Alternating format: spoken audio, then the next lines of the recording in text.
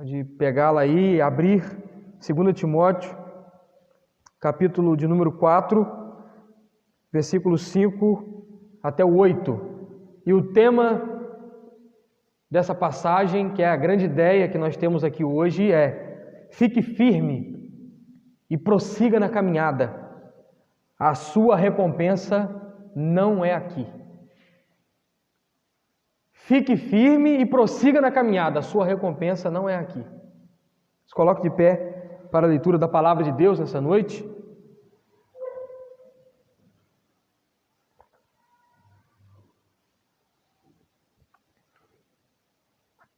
Segundo Timóteo, capítulo 4, versículos 5 a 8. Diz assim a palavra de Deus: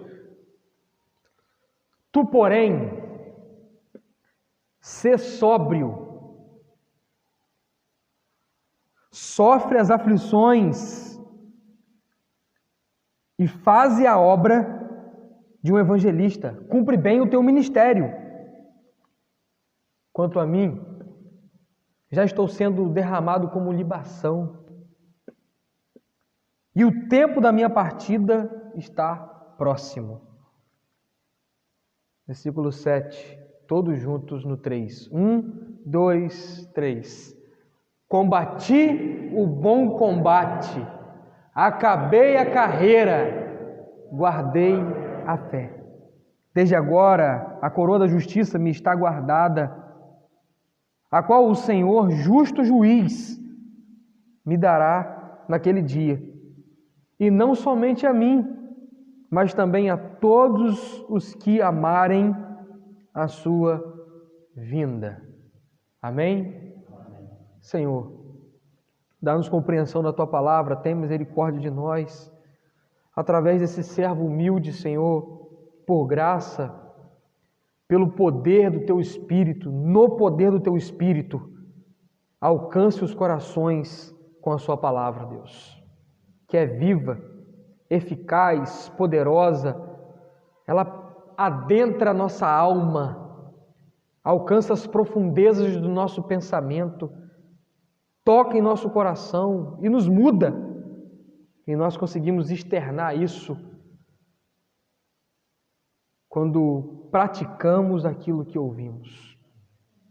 É isso que eu te suplico, Senhor, que as minhas palavras sejam reduzidas a nada e que as palavras do Senhor sejam vivas na minha boca, que eu seja aniquilado pelo bom pastor Cristo Jesus e que Ele apareça, Senhor. Ó Deus, que a minha oratória seja reduzida a nada e que o Teu Espírito Santo se apodere de mim e fale. Em nome de Jesus, ó Deus. Amém e amém.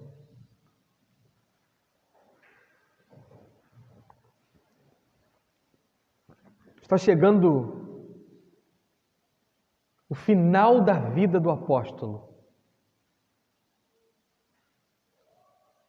Aquele que foi o maior bandeirista do cristianismo até hoje.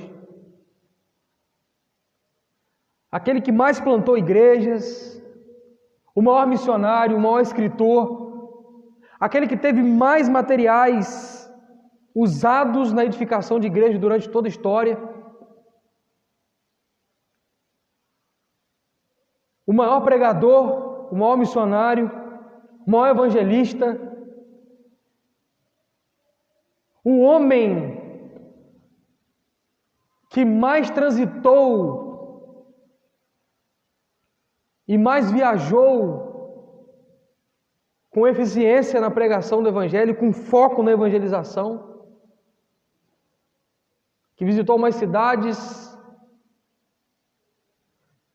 o ministério que mais vidas alcançou, porque continua alcançando até hoje através das suas escritas. Um homem que gerou um marco no cristianismo. O homem que mais interpretou o Antigo Testamento e elaborou doutrinas pelo viés da sua interpretação. O homem que mais aplicou na vida da igreja os ensinos de Jesus, o apóstolo Paulo.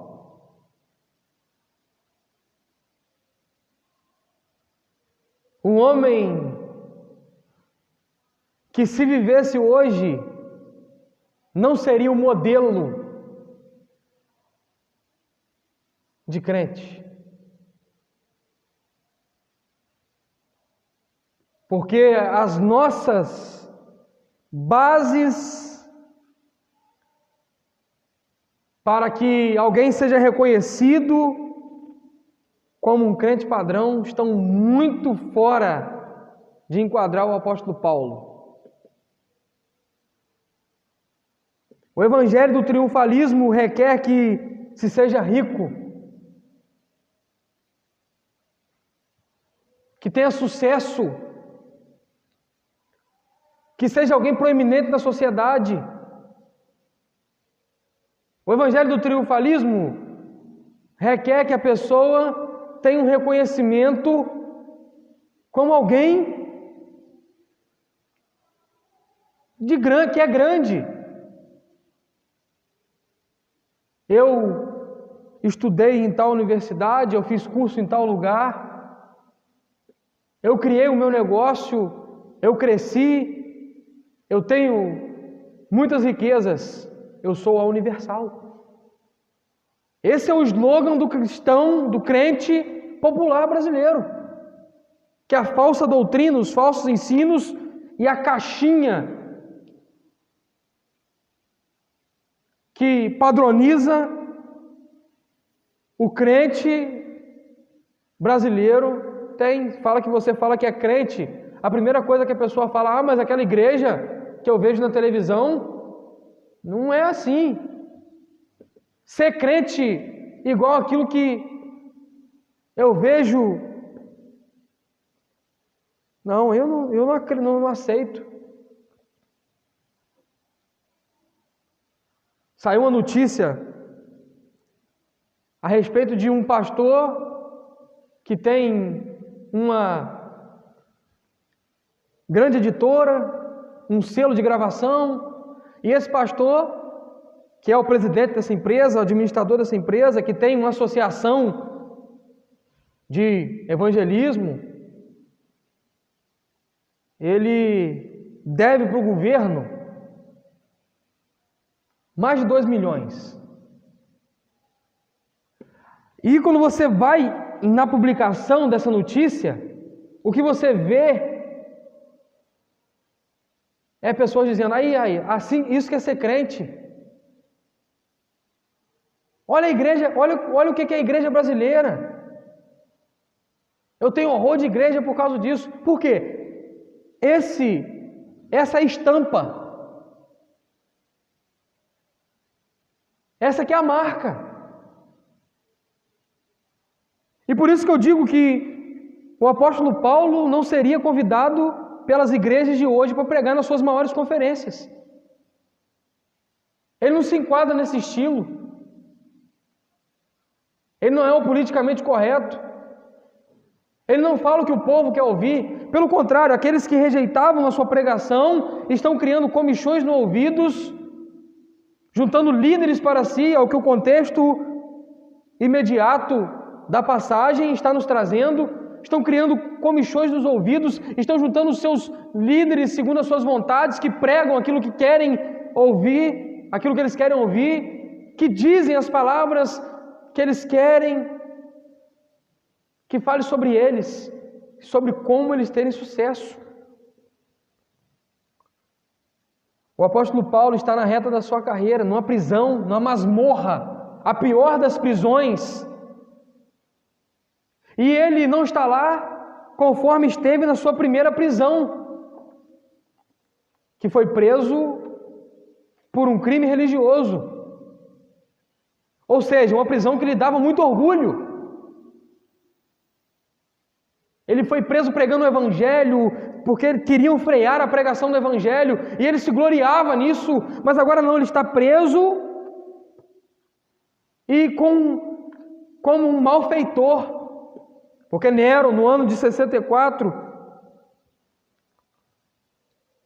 ele, segundo muitos historiadores, ele incendeia Roma. Ele mesmo produz fogo em Roma. 18 de julho de 64, começa um incêndio em Roma. E vem lavando toda Roma, vem varrendo Roma com fogo. 12 bairros, 10 são consumidos. Apenas 2 bairros sobram. E são os bairros que moram os cristãos. E Nero tem o álibi perfeito para culpar alguém. E ele vai culpar os cristãos. E quem que é o líder dos cristãos? O apóstolo Paulo. Então Nero prende o apóstolo Paulo como um malfeitor, um incendiário de Roma, um criminoso. E ele não é preso numa prisão domiciliar. Ele não está preso num conforto onde ele pode ser visitado a hora que quer, por quem quer que seja, onde ele pode expressar o evangelho e pregar aos guardas e a todos que estão à volta dele. Pode visitar na sua casa e ouvir a pregação. Ele está preso numa masmorra, uma prisão subterrânea, úmida, fria, onde a pessoa muitas vezes não precisa nem de ter a pena final, ela morre ali mesmo, acometida por alguma doença, porque aquele ambiente produz algo propício para a doença, e aquele homem está sofrendo. Lucas é o único que pode ter acesso a ele, porque é grego, médico e tem trânsito livre, pode visitar os presos. E é através de Lucas que o apóstolo Paulo tira algumas de suas cartas dessa prisão, onde ele consegue transmitir algumas cartas. E é através de Lucas que para muitos historiadores 2 Timóteo é escrita. O apóstolo Paulo, já velho, cansado, impossibilitado, incapacitado, a sua visão, segundo os historiadores, já era turva, ele não conseguia mais escrever nitidamente, nem ler nitidamente. Então ele dita para Lucas essa 2ª carta a Timóteo, que é a última carta escrita por ele, que não, depois dessa carta não aparece mais o apóstolo Paulo nos registros. E conforme ele mesmo descreve o momento que ele está vivendo, ele vai dizer no versículo 16 do capítulo 4, ninguém me assistiu na minha primeira defesa, mas antes todos me desampararam. Ou seja, ele já foi julgado em primeira instância e segue a condenação. Agora só terá mesmo o julgamento público para que ele então seja condenado, e a pena para ele é decapitação, ele será decapitado.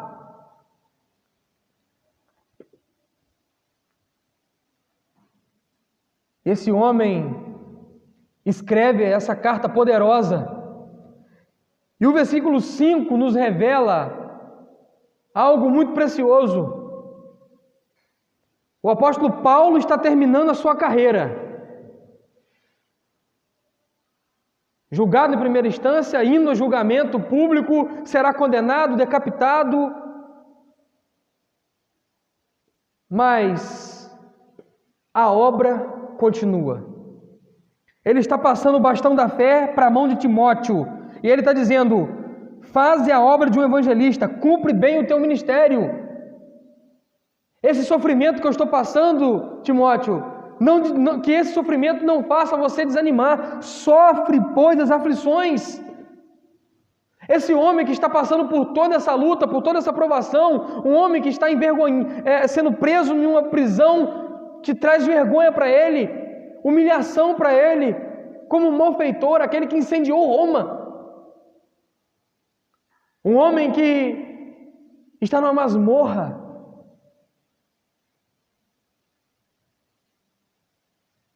Ele está transmitindo uma verdade para alguém, dizendo: a obra vai continuar. Irmãos, O pastor, o Everton, não é o porto seguro da igreja e nem da vida cristã dos irmãos. Um dia, ele vai passar. Ele morre. E quando um pastor, ele monta a estrutura da igreja sobre ele está trazendo glória para ele mesmo, ele não está apontando para o evangelho, e ele está gerando na vida da igreja uma dependência. Dependa de mim, vocês precisam de mim.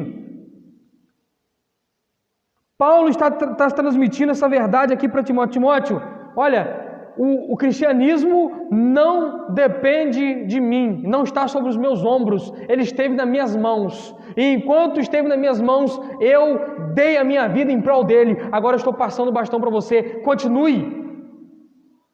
Que o sofrimento não te pare, que as aflições não te freiem, mas cumpre o teu ministério, cumpre bem o teu ministério, o bastão está na sua mão, Timóteo. Vá à frente, prossiga. Ele já tinha orientado e veio orientando Timóteo a respeito de estar firme na doutrina, de perseverar, de não desviar, de não se deixar ser consumido pelos falsos ensinos e pelos falsos mestres. Ele relembra Timóteo sobre a sua fé, sobre a imposição de mão, sobre o seu chamado. E agora ele está dizendo: fique firme e prossiga. Cumpra o teu ministério. Prossiga na caminhada. Esse homem está tendo a sua vida derramada como libação. Ele vai dizer no versículo 6: quanto a mim, estou sendo derramado como libação, e o tempo da minha partida está próximo. Você imagina, irmão, os seus últimos dias. Você sabe, você vai morrer, você já está condenado.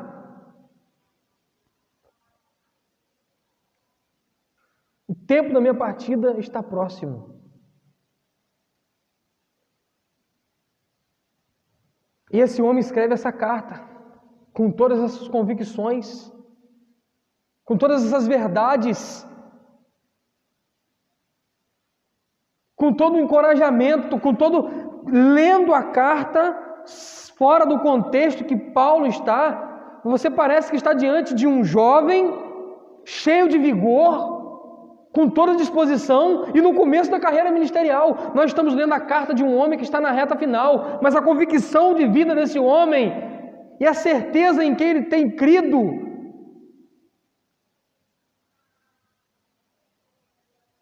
está chegando a nós de forma viva através das Escritas. Romanos capítulo, esse homem, ele tem essa convicção que ele escreve aos Romanos capítulo 8, versículo 18, é essa convicção que ele tem, e por isso ele está escrevendo: eu estou sendo derramado como libação, com todo o encorajamento e com toda paz e firmeza. Romanos 8, 18.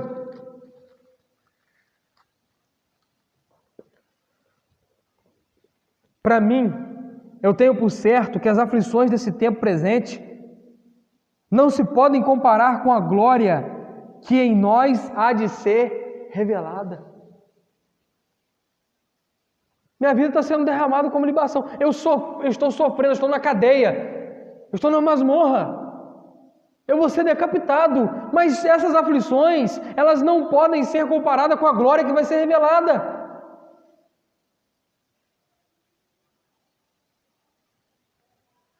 Sabe por que nós não estamos mais dispostos a sofrer pela causa do Evangelho?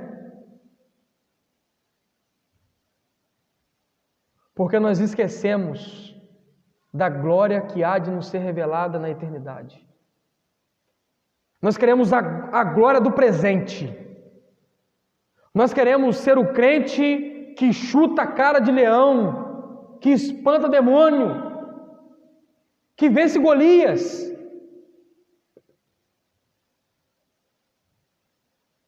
Mas não queremos ser os crentes que sofrem perseguições, que têm ameaça de morte. Nós queremos ser os crentes que se apegam às promessas de Deus terrenas.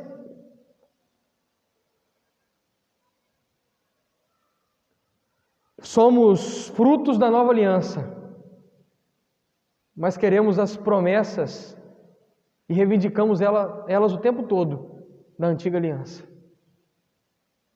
Para o aqui, para o agora, para a conquista, para o triunfo terreno. Por isso nós não estamos tão dispostos e não somos como Paulo e como os nossos primeiros irmãos e como os missionários que estão no Paquistão, no Iraque, na China, sofrendo pela causa do Evangelho.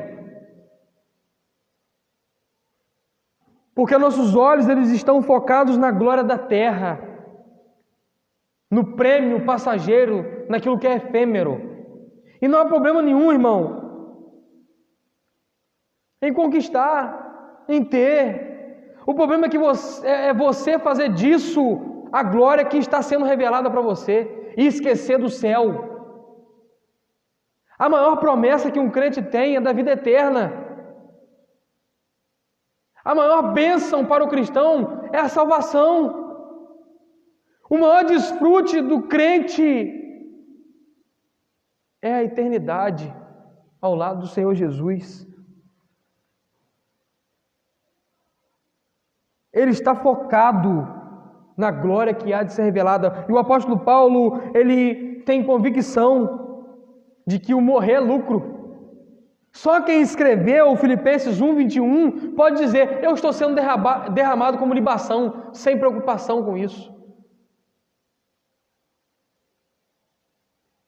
E eu quero trazer uma responsabilidade sobre os seus ombros, para que você reflita sobre qual nível de cristão você tem vivido. Se você estivesse condenado à morte, você estaria escrevendo, dizendo, ou proclamando, dizendo: eu estou sendo derramado como libação. Ou seja, a minha morte vai ser um bom cheiro. Eu não tenho medo da morte. Filipenses 1:21, o apóstolo Paulo está dizendo: pois para mim o viver é Cristo e o morrer é lucro. Para mim o viver é Cristo e o morrer é lucro. Só quem tem essa convicção pode escrever: eu estou sendo derramado como libação.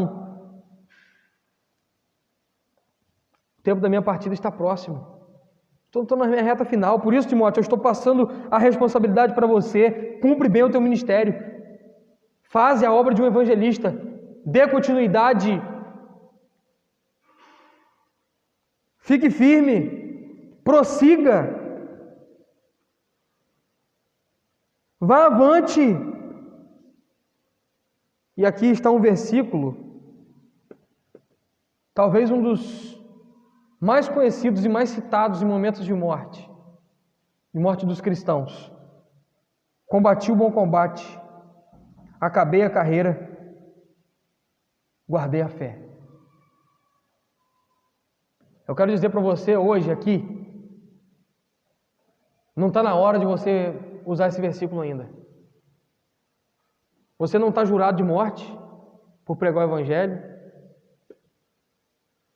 Você não está entrevado em cima de uma cama. Você não perdeu sua memória. Você tem energia para andar, para trabalhar. Você ainda tem sua saúde. Você ainda está no primeiro round da sua batalha. Prossiga, continue. Esse versículo revela para nós um homem que deu a sua vida pela causa do Evangelho. Você tem dado a sua vida pela causa do Evangelho? O que você tem feito em prol do Evangelho? O quanto de energia você tem gastado em prol do Evangelho? Quantas pessoas você evangelizou até hoje, na sua vida toda cristã? Estamos falando de um homem que alcançou milhares de almas com a pregação.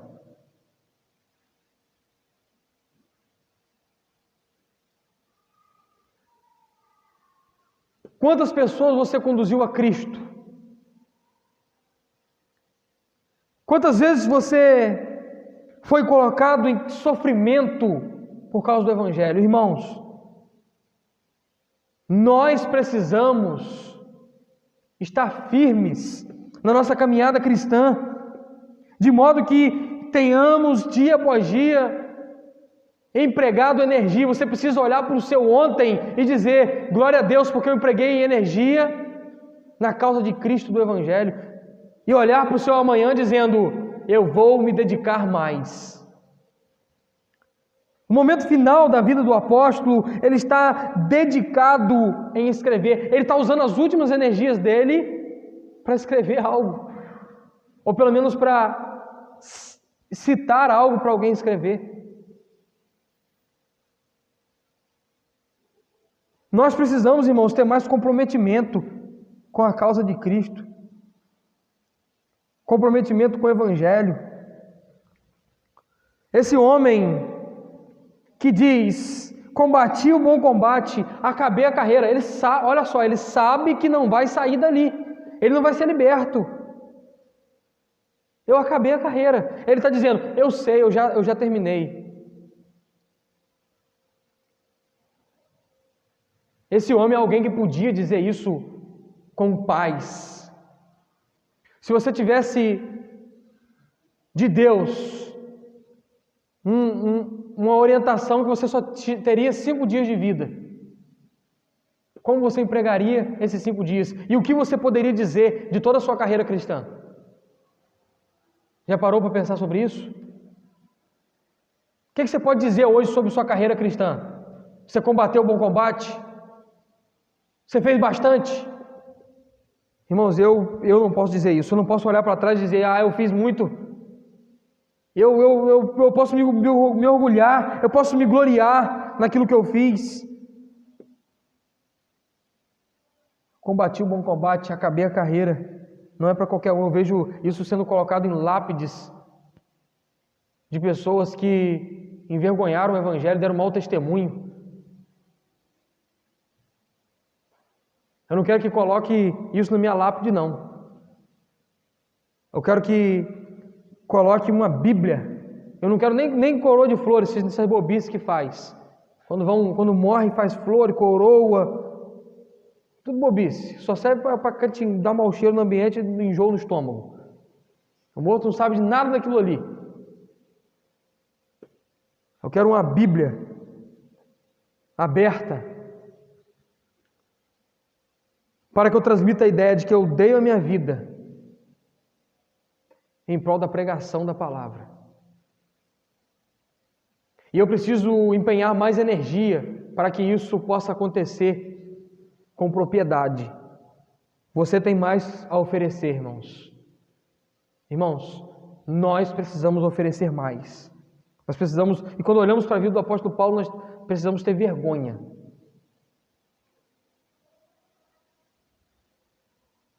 Acusado de ser um incendiário de Roma, condenado à decapitação, vão cortar a sua cabeça numa guilhotina ou numa espada,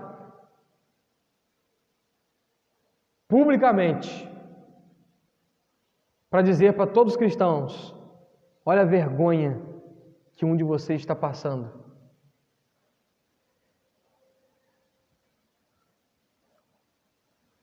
O apóstolo Paulo, ele nos diz em Filipenses capítulo 4, versículo 13, um versículo memorável, memorizado por mim e por você: posso todas as coisas naquele que me fortalece. Sabe por que nós temos medo da morte? Ou de sofrer? Porque nós não cremos e não entregamos como deveríamos entregar. Sabe por que nós fazemos tão pouco? Porque nós não estamos com nossos olhos na glória que há de nos ser revelada. Por isso nós fazemos tão pouco. Quando fazemos, fazemos porque talvez alguma coisa teremos em troca. Que a sua convicção seja a glória de Deus. Que a sua motivação seja a glória de Deus. Que o seu encorajamento seja a glória de Deus.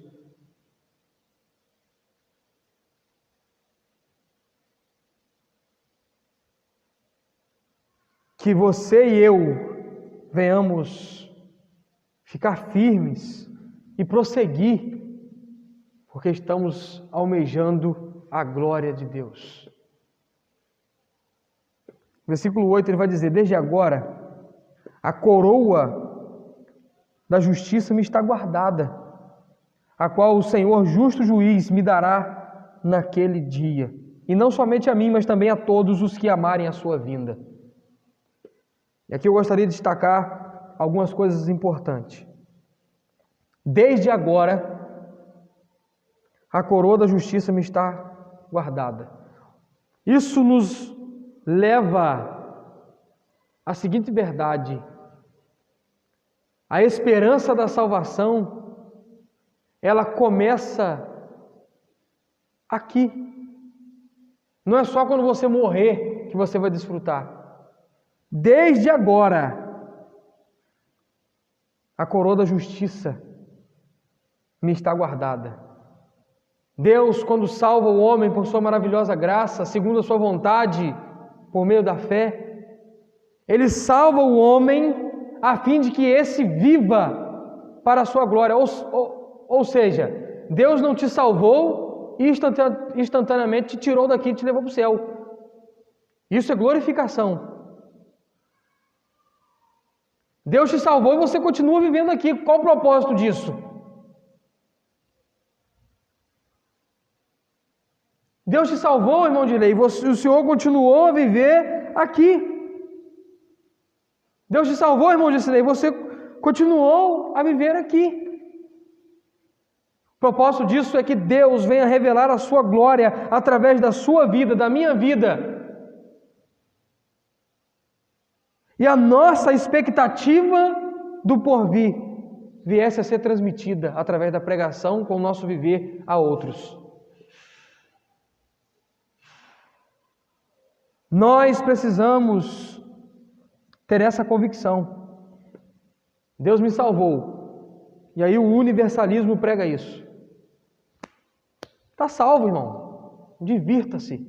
Viva. Não interessa como você vai viver.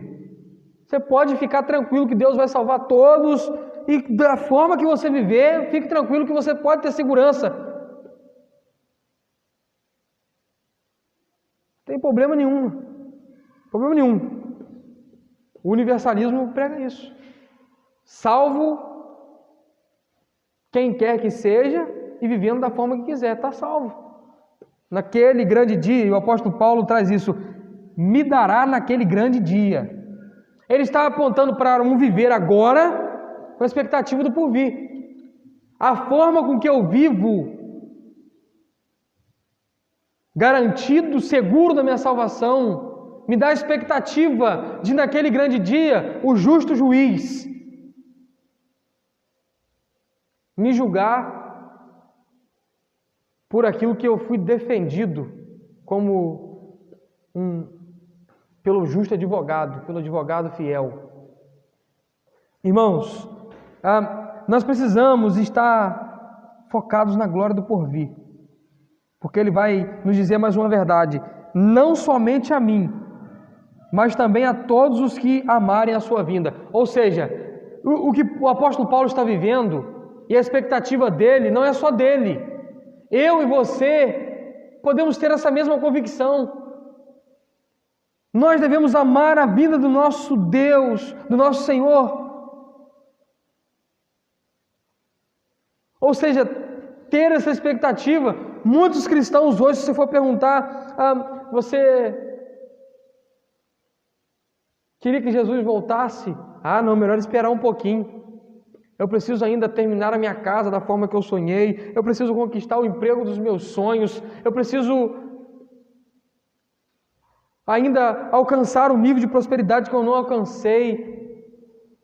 Ou seja, estão preocupados com o aqui e agora. Os crentes de hoje não amam mais a volta de Cristo.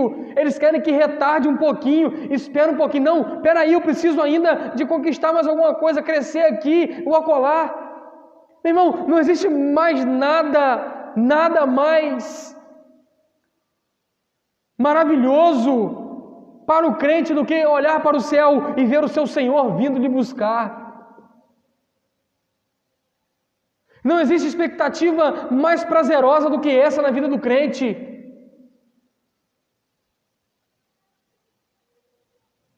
Nós estamos com os nossos corações repletos do aqui e do agora e esquecemos essa verdade. Ele traz também algo muito sério aqui, o qual o Senhor justo juiz.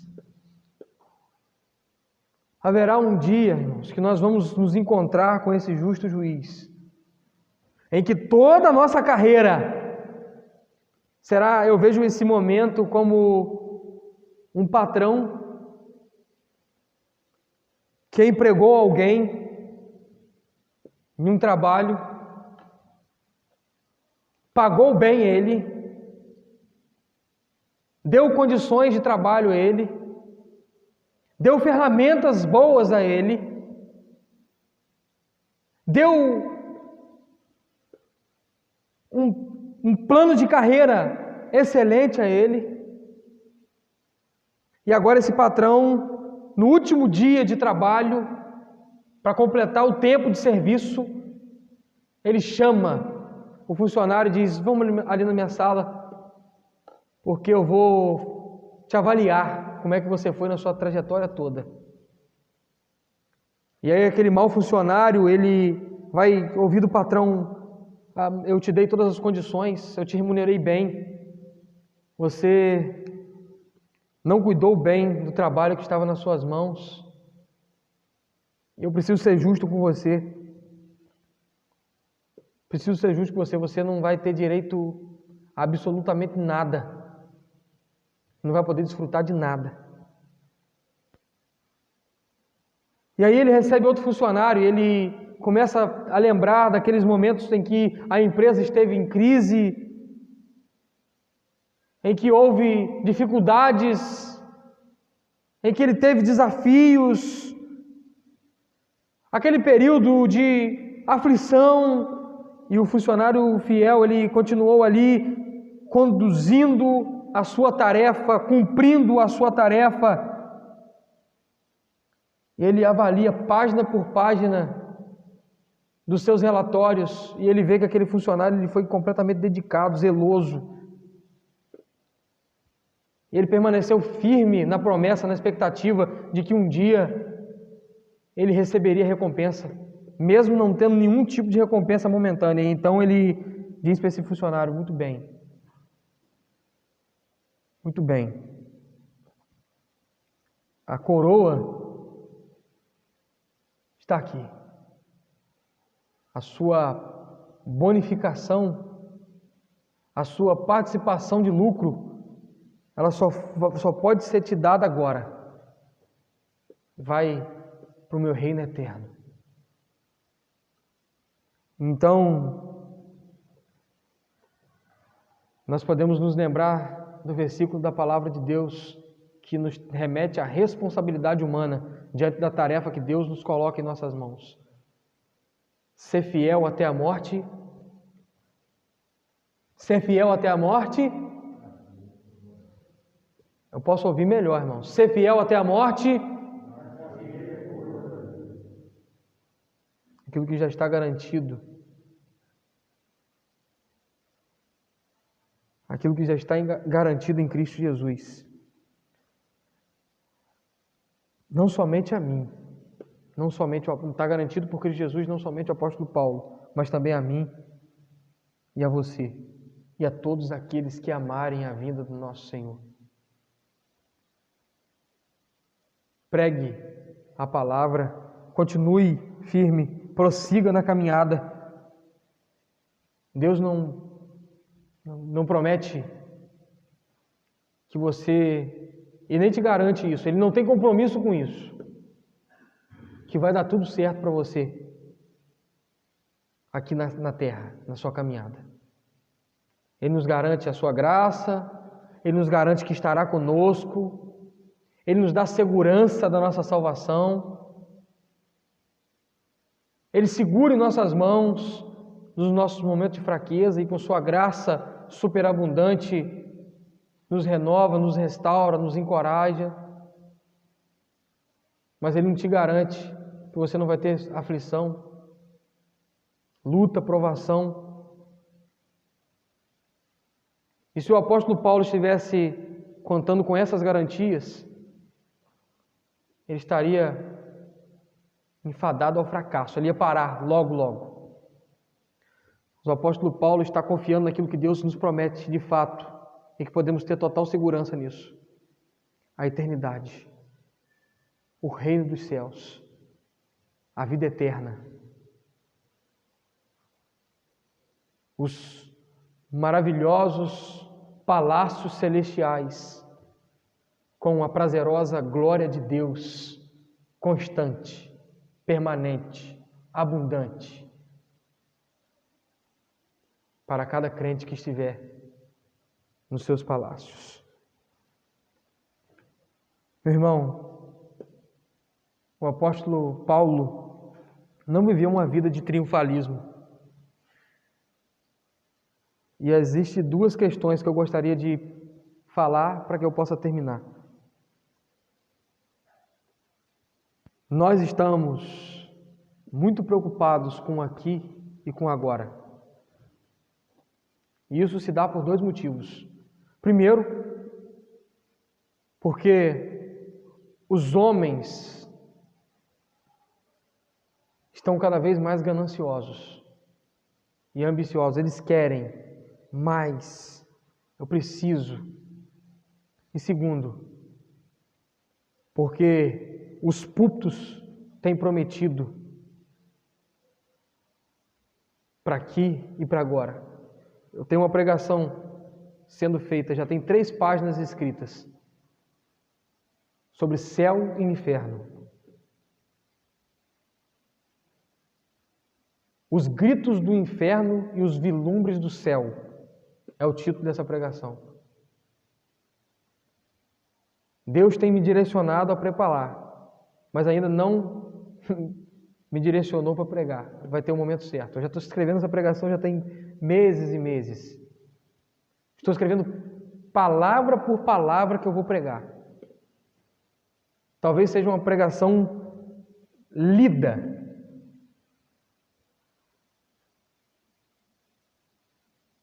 Se prega sobre 7 passos para a vida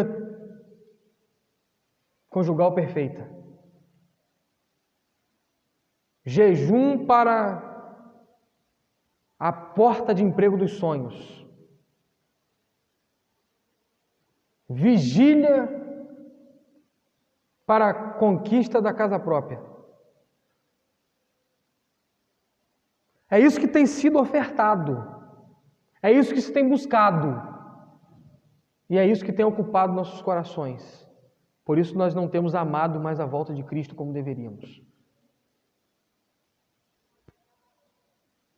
Se ao acabar o culto, nós ao sairmos dali, víssemos o céu rasgando e Jesus vindo buscar a sua igreja, eu te garanto, não teria nada mais prazeroso para você do que isso.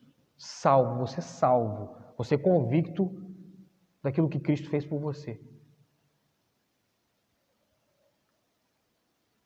Ah, mas minha filha, meu irmão, é muito bom abraçar o filho quando chega do trabalho. Mas melhor ainda será abraçar o meu Senhor. Ou eu estou mais preocupado com o aqui e o agora. Ah, mas eu preciso tanto, eu queria tanto realizar aquele sonho. Não existe nada que vai trazer mais satisfação para você do que realizar o grande sonho de abraçar o seu Senhor. Ou existe? Ah, mas eu me programei tão direitinho para viajar para aquele lugar que eu tanto sonhei. Você está indo para Nova Jerusalém, irmãos. Está indo para a nossa Canaã celestial.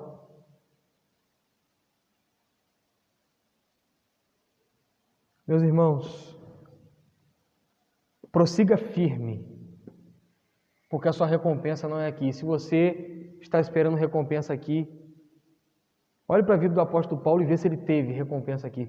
A recompensa de uma trajetória fiel,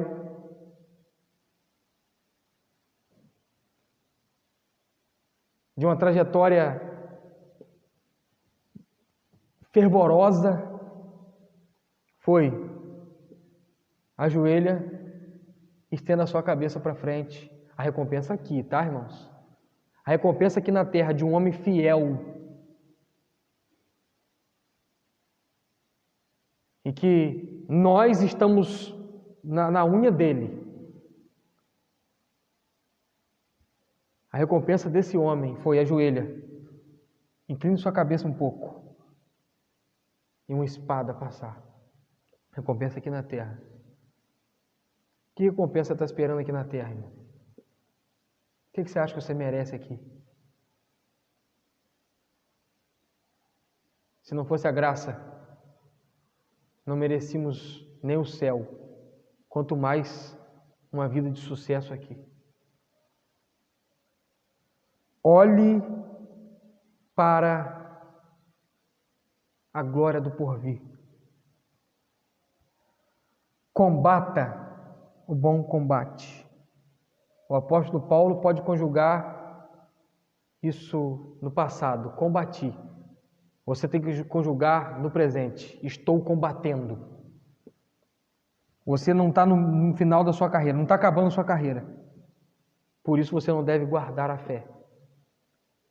Acabei, já está guardadinho aqui, está tudo tranquilo. Você deve propagar a fé. Continuar sua carreira, seu combate. E ser fervoroso. E por último,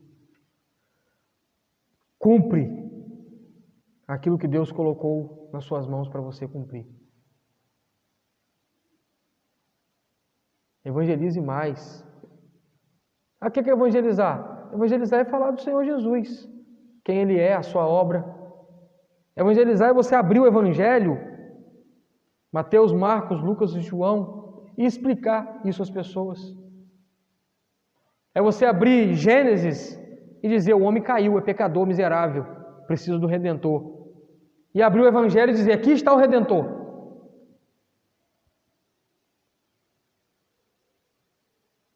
E abrir Atos e ver o que você precisa fazer para ser salvo. Crê no Senhor Jesus. Arrependa-se. Isso é pregar o Evangelho. Isso é evangelizar. Isso é ser um evangelista. Isso é cumprir um chamado que está sobre os ombros de cada crente. O apóstolo Paulo é um exemplo para nós de que não parou no meio do caminho, que continuou até o fim e de que cumpriu bem o seu ministério. Feche seus olhos e vamos orar. Eu gostaria que você tivesse um tempo de contrição agora.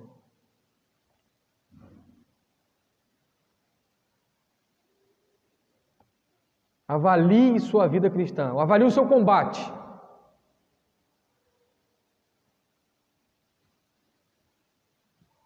Avalie como você tem encarado o cristianismo.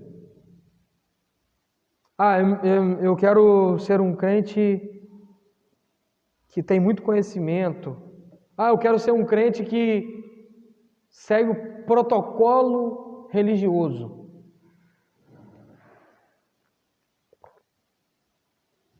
Reconheça aí que você tem feito pouco. Peça a Deus que te dê forças para você fazer mais. Reconheça que as suas capacidades, elas são pequenas, e peça ao Senhor que te encha com o Espírito Santo e te capacite A minha oração é que Deus derrame dons sobre a sua vida, irmãos, nessa noite. Para você cumprir o teu chamado, cumprir a tua obra. A minha oração é que o Senhor Jesus Cristo te encoraje. A minha oração é que Deus quebrante o seu coração, te dando completa convicção do céu. Você se esqueceu do céu, irmão? Está olhando para a terra, olhe para o alto, e isso vai ser um grande encorajamento para você. A minha oração por você nessa noite é que você venha desfrutar